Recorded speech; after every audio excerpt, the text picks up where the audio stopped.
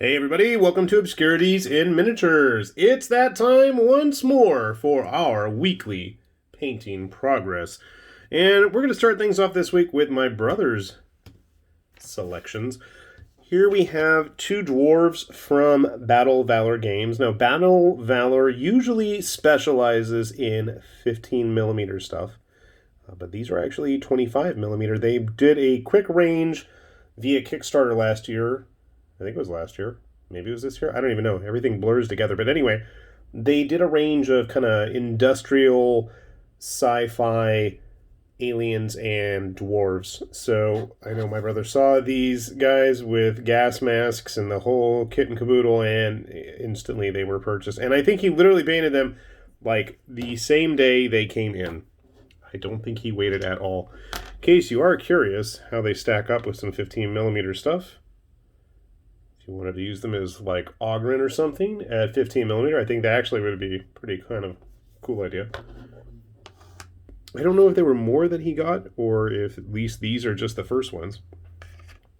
In addition to those, he got two Traitor Legion guys from Anvil Digital Forge, all painted up. I don't know if that is a proper Renegade Legion in 40k proper, but these guys are totally perfect for whatever kind of heretic guard regiment you wanted to go with. If you guys are wiser to the ways of heretic units and Traitor Legions, by all means, please let me know. I'm quite curious. But just like all the other Anvil Digital Forge guys, they are totally cross-compatible with everything else, so you know, if you wanted to come up and kit bash your own guys, you are more than welcome to. And they had a ton of variations available on their heads as well. So, something to keep in mind. And obviously, we will be putting a link down below in case you want to check those out yourself.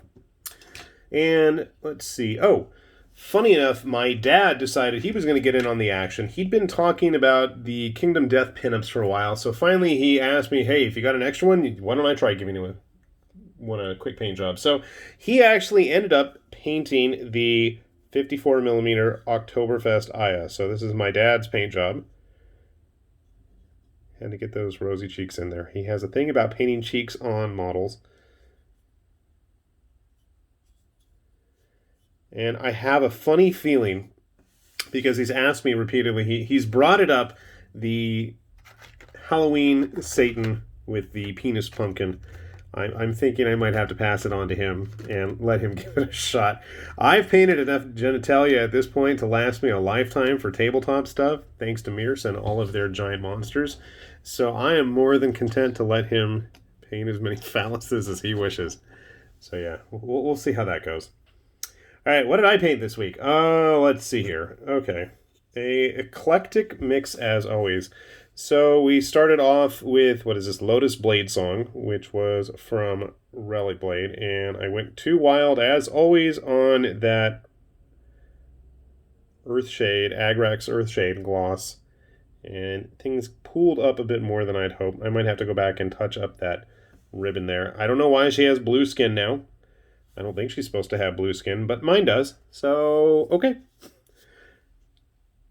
I'm happy with her. And hopefully, one of these days, I can actually get to play Relic Blade with other people besides myself. That would be nice. Okay, then let's see. We have a bunch of cosplaying Dark Age Irishmen. What they're cosplaying as, I don't know, but they're off to Frostgrave, I guess, with a bunch of random hodgepodge gear that they've cobbled together from other sources. Oh, we forgot one. The Flagellant. Not the flatulent. But, you know, I got to say, this is a fun kit just for the conversion possibilities, much like the Afghans, much like the Grognards, much like the Romjager guys. It's just everything. Everything they made so far, Wargames Atlantic just has fun stuff to goof around with. Especially if you have lots of bits and pieces from other companies to further customize them with. All right. We continued painting up our Scarlet for the Nords in Conquest. I gotta say, I think probably this set more than any other so far, I think, really has a refined element to them. There's not a ton of variety in parts, but the sprue layout, the boxing of it, I think there's just a lot more thought behind the process of everything to go into the kit. It's definitely looking like they have continued to grow and evolve what they're doing, which is always cool to see. What is that? Oh no, we got a white dot on it. And down there too, for shame. So yeah, these are just a bit splotch. Oh man, I don't know what all those little white spots are. Was I painting white? Probably, at some point. Anyway, they're pretty rough paint jobs, I will admit that, but they're done. And I think I'm going to try doing a couple others in different colors at a future point. I've really been reading through the rules for Osprey's Ragnarok, as well as for First Blood with Conquest. My hope is that when they actually release the physical book, things will be in a better state of health around here, so hopefully we can actually get some physical games in person. Oh, and not to be outdone, I went ahead and tried painting up one of the Ogre, I think that was what they were called, the Ogres, for the Nords. And yeah, for once, I have an Ogre that doesn't have red skin or blue skin and look like a troll blood. I don't know why. And the funny thing is, I think the actual artwork has them with blue skin, so that's a bit of a rarity for me. But I kind of like it the way it is. He looks nice, heavy, bestial, mean, and not the brightest bulb in the bunch. He's big. I mean, the Scarls are big. We can just go down the line. They're big models. So yeah, I think if you're looking for big ogre type guys, these are really great. And there are lots of bits in the box too. If you want to really customize these guys up, I think there's a lot of options. I mean, obviously, yeah, look, they're big. Probably run them as trolls or run them as giants in 15mm, right? Sadly, that's one of the annoying things, is that these guys have way more options than the Avatara do for the Spires. And the Avatara can actually be mainline, mainstay, whatever you call it. Battle line, I think. You can use these guys as many as you want, whereas these are still going to be more of a support role. But they have way more options. I would love to see like a resin upgrade kit. Because I know one of their shoulder pads, and I'm totally going off on a tangent here, and I don't care. One of their shoulder pads actually had a replacement resin one because there were two of the same printed plastic versions. So who knows? Maybe someday we can have some extra bling like, the Forge World Necromunda gangs do. All right, in addition to all that, we are trying to clear out some of the models that we printed. And some got better paint jobs than others. This is a Yadaro Dwarf, and I am not happy with that cape.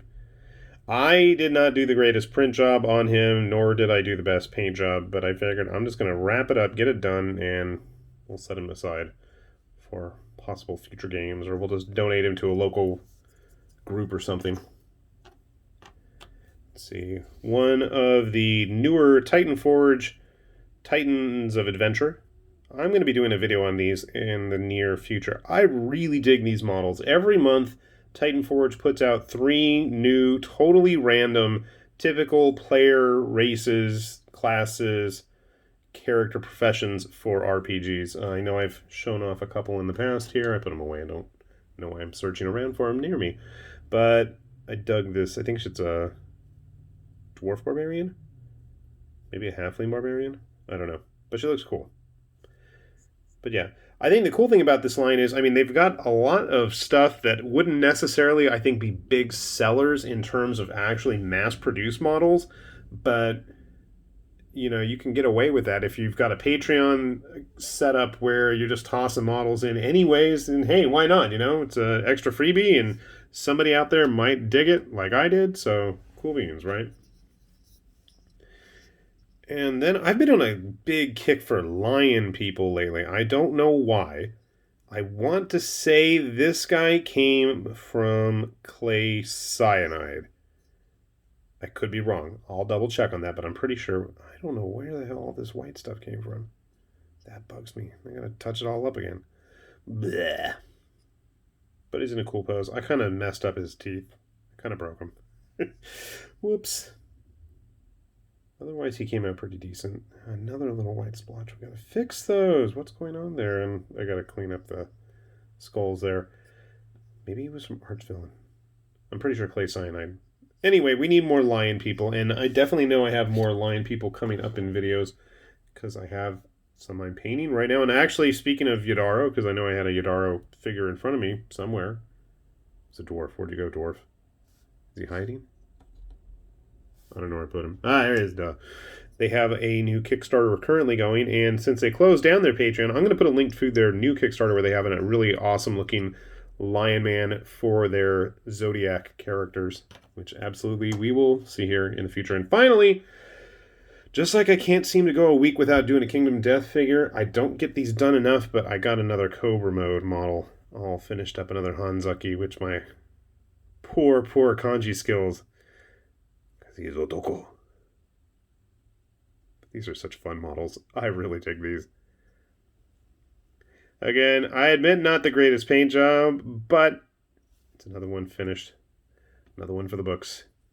And eventually, you know what I'm almost thinking is I might just ditch the entire party for Forbidden Fortress and do another Shadows of Brimstone run with nothing but salamanders. That would be awesome. So you know what, Cobra, we need some wizard salamanders now. We don't have any magic Hanzaki. We've got about everything else at this point. I guess we can use the fan one as a wizard or priest. It's not like we can tell the difference in the gender, but I mean, it's a salamander after all. I'll have to ask my kid about any kind of reptilian dimorphism in various species. But considering everybody's busy schedule, I'd say a nice little haul of models for the week, which always makes me happy. Hopefully you all out there are keeping busy and keeping those brushes full of paint. And if you do have a spare moment and you would like to get your voice input into what kind of stuff we are painting during the week here, by all means, do check out our Patreon, where we are going to be letting people decide some of the models. Within reason, we're going to set it up as a poll. But yeah, if you guys are out there and curious or interested to see what we're up to, what we're printing, or what we are going to be painting for the month, do click that link and check out our Patreon. With that said, this has been High Lord Tamerlane with Obscurities and Miniatures, saying thanks for watching, and we'll see you back here soon. Bye-bye!